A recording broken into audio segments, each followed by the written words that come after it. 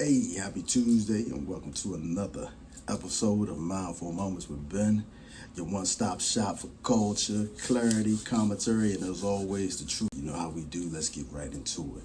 Listen, I'm hoping y'all feeling a little grounded, a little aligned this week. We got retrograde going on, but even if you're not, remember growth really feels like comfort. It feels like responsibility. You know what I'm saying? And if you're doing the work, you're just fine. Accountability isn't a trend, it's a spiritual practice. Listen, some headlines that are just all too familiar. 28 people shot over the weekend in Chicago.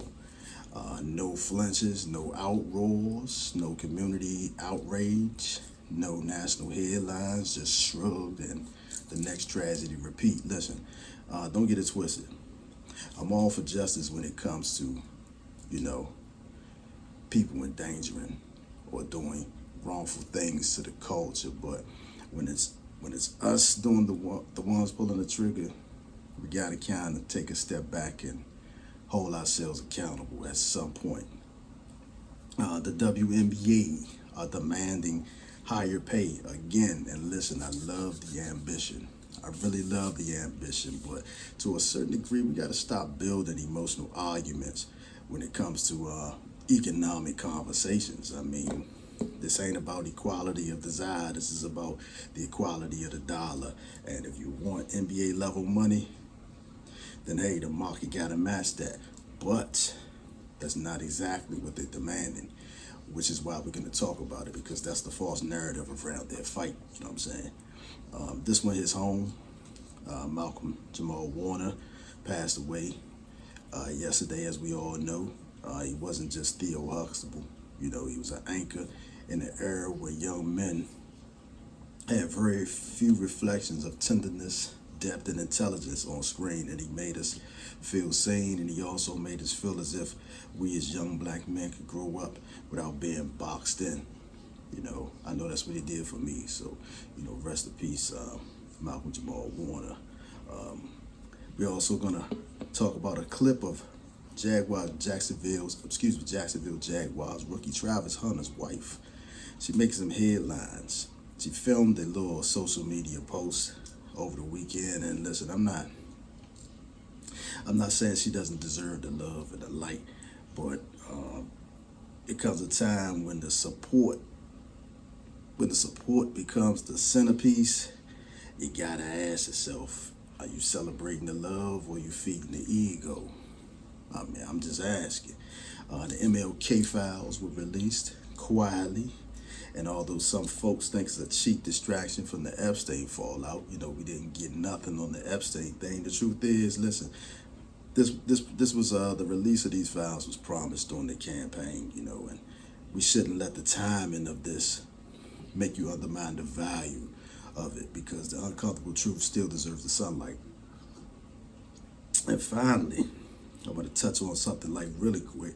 An Ole Miss, a freshman on the Ole Miss football team, was shot over the weekend. Another young life snuffed out too soon, and while the news made some rounds, the public numbness about this type of stuff is just still chilling. Yeah, we'll be right back. We all know what happened last night.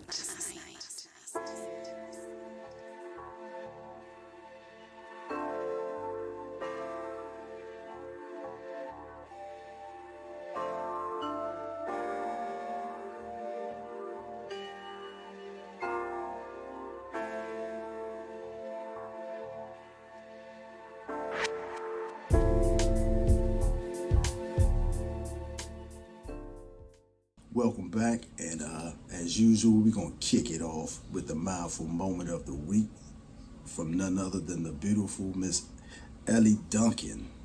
She made some rather brash comments over the NBA All-Star Weekend. Actually in the game. Let's check it out. All right. Well, again, we hope it gets a little bit more competitive, because like a girls trip to Cancun right now, there's no game. It's a 22-point game for Team Collier. That's a walk-off. Sabrina Ionescu, there she is. from the 4-point circle. Second half action from Gainbridge Fieldhouse. Tips after this. Al, you're in timeout. Okay, done.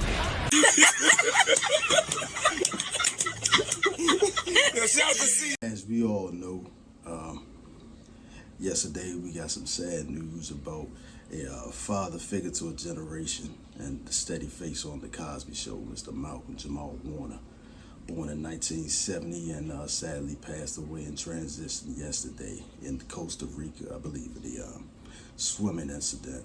I think it's been reported that he was caught in the current and sadly he drowned. Mr. Malcolm Jamal Warner helped us out in a lot of ways. You know, he didn't just give us Theo Huxtable, but a vast number of impactful characters. And he was a symbol of growth, trial, love, and family. You know, he just didn't play a role, he embodied an era. And his passing kind of reminds us that nowadays we just don't lose people. We lose eras, we lose values, and we lose peaceful vibrations. Rest in peace, King.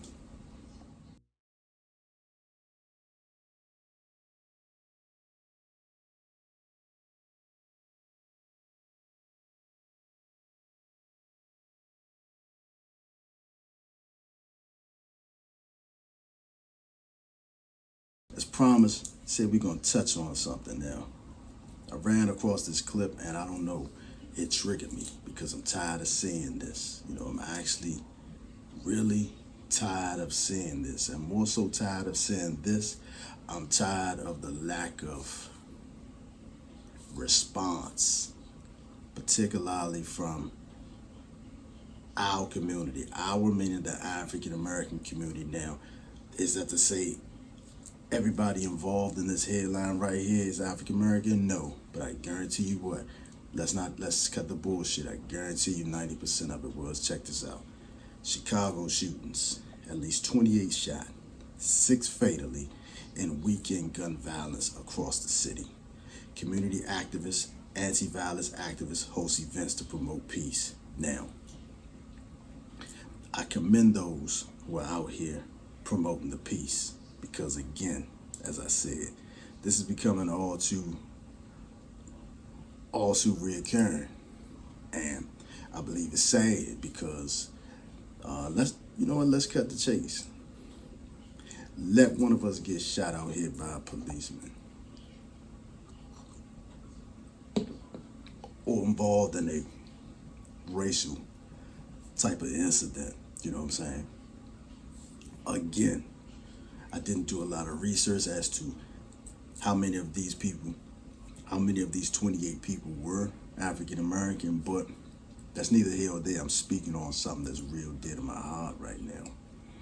Because just as loud as we get out here stampeding and stomping our feet when we feel as though we've been wronged by law enforcement or someone other than our color, we need to do the same for this violence that keeps taking over our communities, you know. And this shit is just not a yesterday thing. I grew up in the 80s, early 90s, DC. At one time, DC was the murder capital of the country.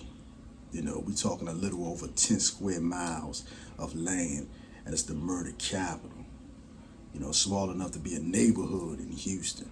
And each and everybody that I know who lost their life to this type of violence was not only a black person, but they lost their life to another black person. You understand what I'm saying? Now, here's the thing. The world is watching how we treat each other, you know what I'm saying? And when we kill ourselves without consequence or even communal grief, you know, we become walking permission slips, if you will. You know what I'm saying? The louder we scream when someone else hurt us, but the quieter we are when we do it to ourselves. It's easy for outsiders to say, why should we care when y'all don't? See, we feeding that bullshit ass rhetoric. We doing that to ourselves. And let me just say it plain, moral disloyalty is ammunition to be used by others to take you down. And you want to know how somebody justifies dehumanizing you? all you young men and you young women as well out here committing these sinless crimes, these sickening crimes. They watch how easily you dehumanize your own neighbor. You know what I'm saying? And the inconsistency is louder than any fucking chant. We don't course correct. You know what I'm saying? We just burying a ton of bodies. And when we burying all those bodies, we also burying our credibility. We gotta do better, man. We gotta do better. Have a little bit more for you when we return.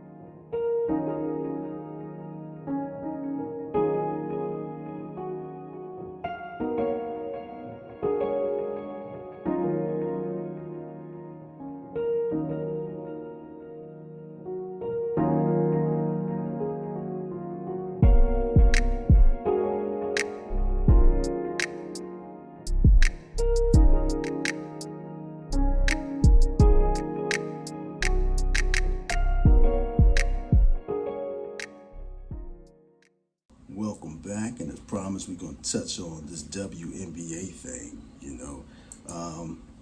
I didn't get a chance to watch the All-Star game this weekend. I missed it. I was really looking forward to it, but I must admit, I wasn't a big WNBA fan years ago. And that's not because I'm just not a fan of women's sports. I'm a big fan of all sports. This shit just has to be exciting, But here we are. There's an NBA subsidized WNBA. All financial details revealed after All-Star weekend. Now, we had Miss Kelsey Plum go on the, Twitter this past weekend, and she posted this right here. I'm tired of people thinking that us players are asking for the same type of money as NBA players. We're simply asking for the same percentage of revenue share within our CBA. NBA players receive around 50% of shared revenue within their league, whereas we receive around 20%. Now, if you take a look over here to the right, the most valuable WNBA team right now is the New York Liberty, and that's at $400 million. With the lowest being, well, not the lowest, because I'm not sure, this is not all the teams in the league, but one of the lowest being the Washington Mystics at $205 million. Now, from day one, the WNBA faced steep hills to climb. The game was fast-paced, talent undeniable, but the target audiences and market size were way lower. And let's not talk about the money being invested in a women's league at the time. Poor TV rates and half-empty arenas became the norm. By 2018, it was confirmed that the league hadn't even turned a profit since its debut in 1997. The excitement on the court wasn't translating into the revenue off of it, and the product was there, but the support not so. The WNBA held on largely thanks to very consistent force. The NBA, a multi-billion-dollar league.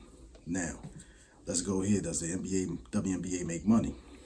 Well, they've been riding a historic a wave of visibility, booming fan engagement, and landmark investments. And that's partly due to Caitlin Clark's electrifying college run. The NIL explodes, and a record-breaking 9.92 million viewers tuning into the 2023 NCAA March Madness. The one that featured her and Angel Reese from LSU. The WNBA followed the momentum with a massive $75 million capital raise in 2022, the largest ever for a women's sports property.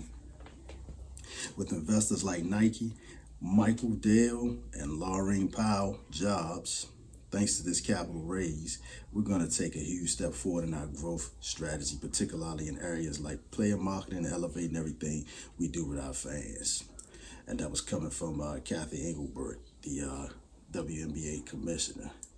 Now, it also goes on to say, even with that success, the league is still not profitable.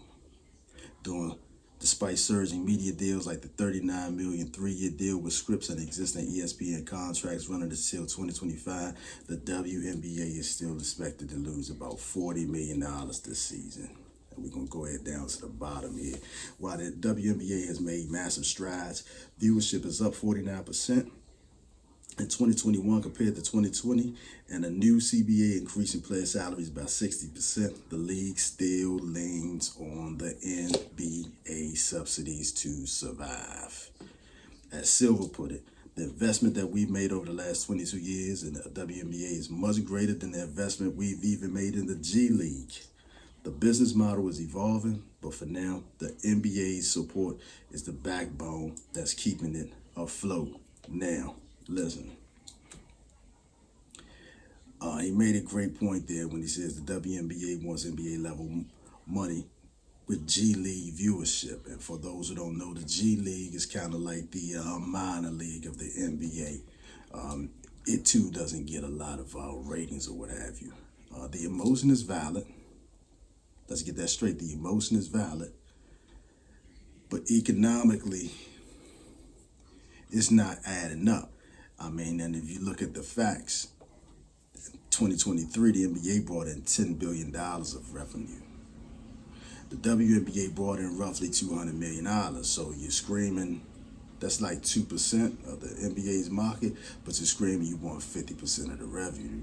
Now, if you want 50% of the revenue, I get it. It should be equal in that sense, but you're also getting subsidized by the NBA. That's helping you even make the $200 million that you're bringing in, which is actually a net profit loss. It's a sad situation, but I'm gonna keep it real. Pay equity doesn't mean equal pay regardless of the input. It means equal pay for equal value delivered to the market. Now, as sensitive as the subject is, let's not make this a gender inequality thing, you know what I'm saying? To a certain extent, it's not about what feels fair, it's about what functions within the economics of the demands, the viewership, the profitability, you know what I'm saying? And you don't get paid out here in any job because you don't get paid more because you deserve it morally. You get paid because you're bringing more measurable value to the table. You know, that's just how capitalism works, unfortunately. And whether we like it or not, that's just the playing field that we playing on, you know. We shouldn't continue to let emotion without a proper analysis become a movement without a plan. You know what I'm saying? I mean, that's just how I feel. That's how we end up cheering for slogans instead of building substantial futures and brands. And that's how we turn movements into memes out here. You know, and if we keep making viral outrage for viable economics, we'll be stuck in the same loop. You know what I'm saying? Yelling for raises in a room that hasn't even built a foundation and shit. Now, do I feel bad for these young ladies? I absolutely do. I absolutely do. I wish they could. Hell, I wish they could get NBA salary. I wish they were grossing as much as the NBA so they can get their just due. But that just simply ain't the case. And we're talking about a 40-game schedule here. So, I don't know how y'all feel about it. We'll have more when we return.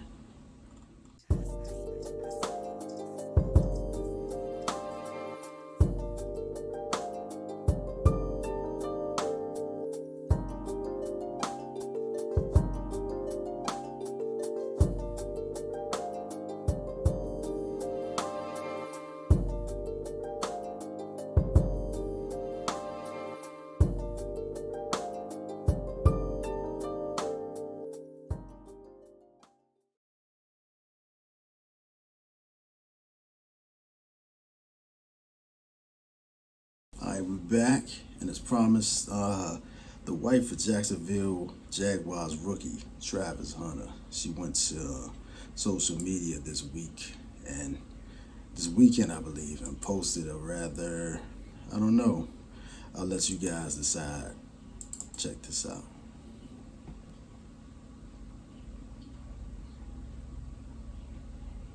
And when God gets ready to make you a great woman, you'll know he's going to make you great by how you suffer.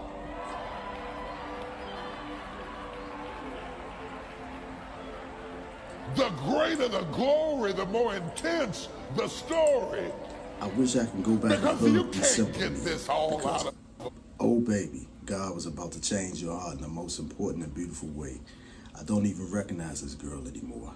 The amount you can groan, I'm sure she didn't mean to say that. The amount you can groan and develop in just 6 months of devoting your life to Jesus and getting away from the shackles of the world and social media is truly astounding. I wish the peace I found within Jesus on everyone who reads this. Your identity in him matters, no matter how people choose to perceive you now. I'm assuming she's talking about backlash she's caught on social media, and I commend her because what it sounds like to me is this was a video that she made a long time ago, like maybe 6 months ago, you know what I'm saying, reintroducing, I'm not sure, and she's comparing that to now, you know what I'm saying, as far as the growth that she's had in giving her life to Christ, you know, and listen, I never understood why people, I don't know, it's just me, and I'm not hating on anybody, but why do people always run to social media when they're outpouring, like just right there? She's coming to social media and she's crying. You're telling the world, okay? You're telling the world. The world is filled with idiots. The world is filled with evil people. There are great people as well, don't get me wrong, but just hear me out. The world is filled with idiots, savages that are just ready to eat you alive. Why in the hell would you run to social media every time you're feeling, not just her, this is not just, you know, aimed at her, I mean, people in general. Why do you want to run to social media every time you're feeling down or you want to have an outpour, you know what I'm saying, some tears or something, and you get on there crying, and just because your story, you feel as though it's valid for you to feel the way you feel it? Why do you think anybody in this world should care about how you feeling? What make you think you're going to get a positive response? It's no different than a social media post you'll get with somebody in the hospital. You got wires laying everywhere. You claiming to be in the worst condition in your life, and you holding up a phone with a selfie saying, "Pray for me." Listen, we got to stop confusing applause with approval. Social media is not a sacred place. It's a stage, a fucking stage. It's a place where people think likes equal love, you know, and as far as Travis Hunter's wife is concerned, listen, I'm not bashing this young lady, by no means. But you can't help but think you kind of ease your way into viral stardom based off of his sweat equity. You know, when it's not necessarily hate, it's accountability. And what I'm saying is, when the support system becomes the spectacle, your priorities get twisted, you know, and let's make no mistake, Travis Hunter is the star. His story, his grind, his work, his upbringing, you know what I'm saying, by his parents. But way too often, in situations like this, folks riding shotgun to somebody else's purpose start acting like they bought the car. Social media got everybody out here believing that their validation should be universal, and that's bullshit, even when it's unearned. You know, everybody wants applause, but nobody wants no accountability. You know, folks out here treating attention like it's currency, but they're broke when it comes to substance, discipline, and purpose. You understand what I'm saying? And let's be clear. I'm not hating on this young lady. This ain't about her. This is about this whole spectacle of social media. You know what I'm saying? Because let's make no mistake, although she feels better about herself, the line, no matter how people perceive you, nobody would have perceived you in any type of way to the magnitude in which you're talking about if you wasn't putting on your business in the street on social media, such as so many people do out here. And let's be clear, not every video deserves a platform, and not every voice deserves a stage. Not every moment is inspirational just because you put a little lo-fi music to the background. You know what I'm saying? And a little slow motion edits. Stop. You know, we knee deep in the era out here of half-ass actors and jive time-ass prophets that allow dramatic, ego-driven, and content creators who ain't got no mission, no facts, no scholar, just a ring of light and a rehearsed ass victim story out here. You know, they're not educating you, they're performing. They're not building community, they're just farming followers. And to be more specific, they ain't interested in the truth, they just interested in attraction. So let's stop celebrating narcissism dressed up as branding and stop rewarding self-importance over self-awareness, man, because when everybody's trying to be the main character, you ain't got nobody building the plot.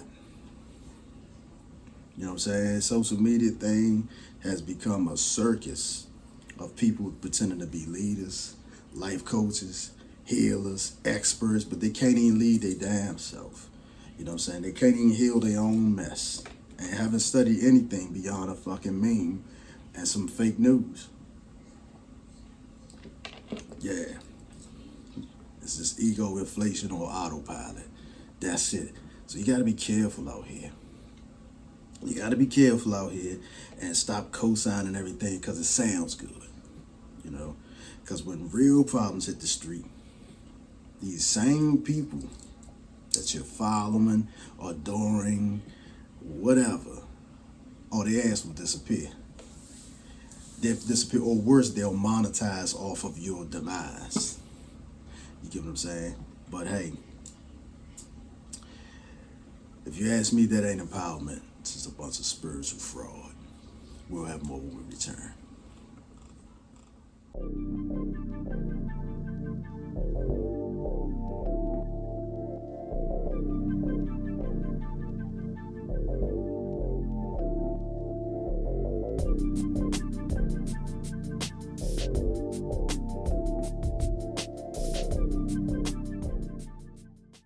We're back. Hey, listen here. Over the weekend was it? I'm not sure, but listen, don't wrap me up. Check it out. Trump administration releases FBI records on MLK Jr. despite his family's opposition. Now, the Trump administration has released records of the FBI surveillance of Martin Luther King Jr. despite opposition from the slain Nobel's family and the civil rights group that he led until 1968. The digital document dump includes more than 240,000 pages of records that have been under court-imposed seals since 1977, when the FBI first gathered the records and turned them over to the National Archives. In a lengthy statement released Monday, King's two living children, Martin III and Bernice, said that their father's assassination has been a captivating public curiosity for decades. But they also emphasized the personal nature of the matter, urging that these files must be viewed within their full historical content. Now, separately, AG Pam Bondi on her social media account featured a picture of with Dr. King's niece, Alveda, in her office. And she went on to say, besides fulfilling Trump's executive order, the latest release serves as another alternative headline for the president as he tries to mollify supporters angry over his administration's handling over the concerning sex trafficking investigation of Jeffrey Epstein. And correction, Pam Bondi didn't say that. This was just released. Who killed himself behind bars while awaiting trial in 2019. Bernice and Martin III didn't mention Trump in their statement Monday, but some civil rights activists weren't so sparing. According to the Reverend Al Sharpton, yeah, of course, Trump releasing the MLK assassination files is not about transparency or justice. It's a desperate attempt to distract people from the firestorm engulfing Trump over the Epstein files and the public unraveling of his credibility among the MAGA base, Al Sharpton went on to say. Now, the King family got advanced to their records and had their own team reviewing them before it was released to public access. And again, as for the children of Dr. King and Miss Coretta Scott King, they said his tragic death has been intensely personal grief, devastating loss for his wife, children, and the granddaughter he's never met, and an absence of our family endured for over 57 years, we ask those to engage with the release of these files and do so with empathy, restraint, respect for our family's continued grief. Now listen, I'm going to tell you right now,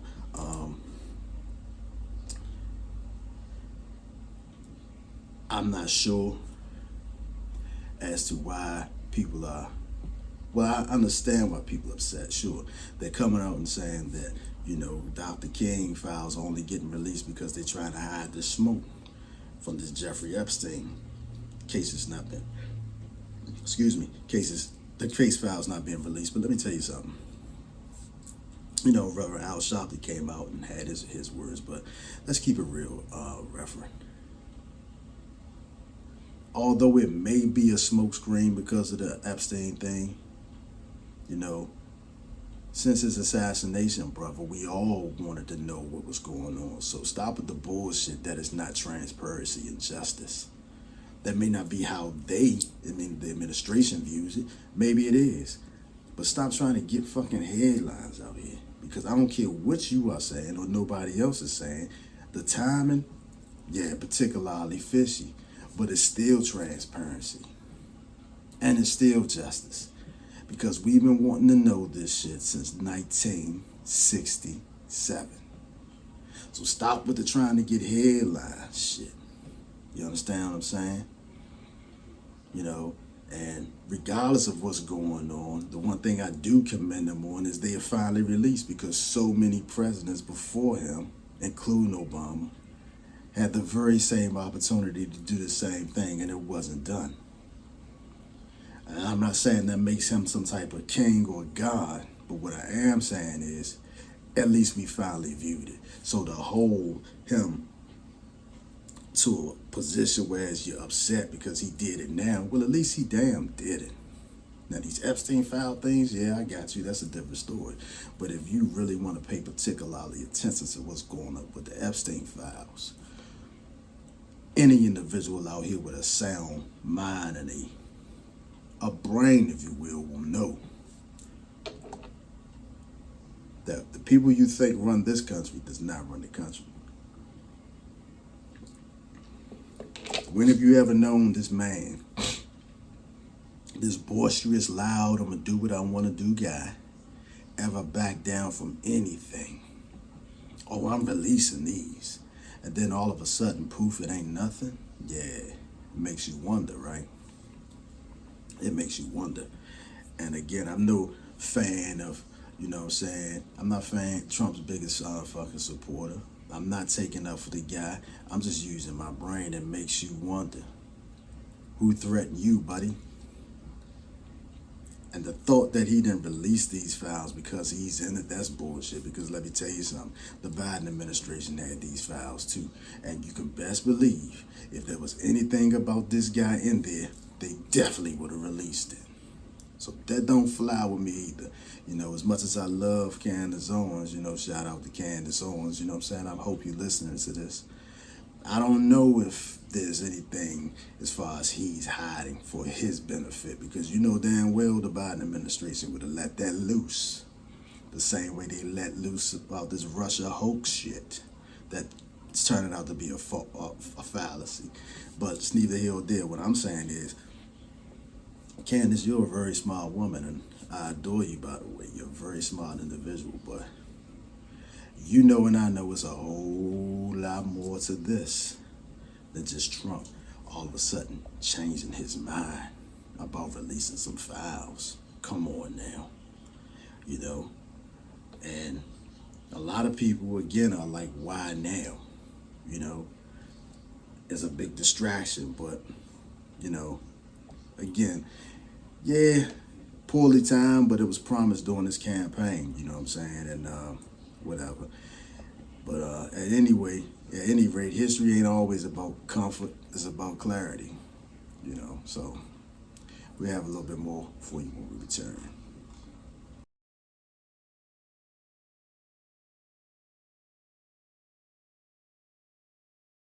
Okay, real quick before we get out of here. Ole Miss freshman lineman Corey Adams killed in shooting.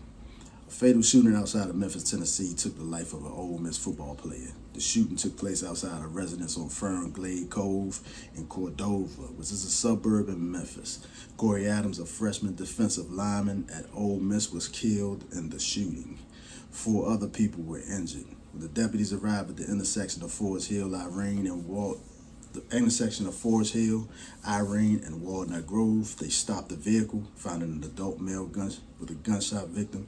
They provided life-saving measures until Shelby County Fire arrived and the police announced him dead. Listen, I brought this up for one reason and for one reason only. Because I can't help but see how there's a heartbreaking connection between this and the 28 shootings in Chicago. You know, another young soul taken before their purpose could even find them. And we're totally unraveling what Dr. King fought for, you know. They did their best to go out there, him and so many others before us, fighting for civil rights and taking lashes, bruises, and you name it, wrongdoings, the whole nine. You know exactly what the hell I'm getting at. And they did that so we wouldn't have to normalize this type of grief here in 2025. But here we are. You know, every time we lower our standards, we dishonor their sacrifices. And every time we act numb to this, we make our cries of oppression easier to fucking ignore.